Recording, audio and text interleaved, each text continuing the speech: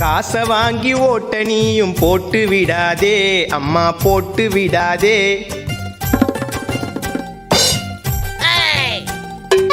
ஓட்டு கோழி பிரியாணிக்காக கூட்டம் போகாதே அப்பா கூட்டம் போகாதே.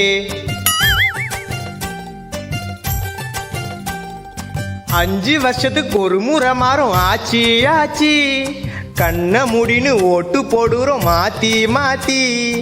அம்மா வச்ச குழம்பு காரம் காரம், இப்படி இருந்தா நாடு எங்கப்பா மாறும்.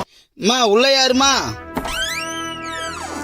வணக்கம். வணக்கம். வர தேர்தல்ல மறக்காம எங்களுக்கு ஓட்டு போட்டுருங்க. ஐயா ஜெயிச்சாருனா மக்களுக்கு நிறைய நல்லது பண்ணுவாரு. ஓட்டு தானே ஓட்டா போச்சு. ஐயா 18 வயசுக்கு மேல உள்ளவங்க உங்க குடும்பத்துல எத்தனை பேரு? ஏன் ஆபாசமா ஏதாவது காமிக்க போறீங்களா? டேய் நாங்க 3 பேர் தான். அது கொடுப்பா. ஒரு ஓட்டுக்கு 5000 தரோம்.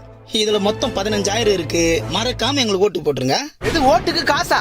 எடுத்துன்னு போய். ஏய் மவனே, வீட்டுல எண்ணெய் இல்ல, அரிசி இல்ல, பருப்பு இல்ல, செருப்பு இல்ல, அது திணியாச்சுக்கோ. சொல்றத கையில இப்ப வர பணத்தை யாவுன்னா குடும்பத்துல கஷ்டமா இருக்குதுப்பா. கஷ்டமா இருக்குதா? கொடுங்க. கண்டிப்பா எங்க 3 பேரோட ஓட்டு உங்களுக்கு தான்.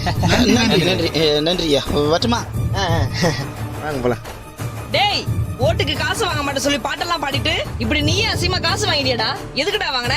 அம்மா, அப்பா வீட்டுல கஷ்டம்னாரு. அதுக்கப்புறம் தான் எனக்கு ஒண்ணு புரிஞ்சுது. என்னன்னு?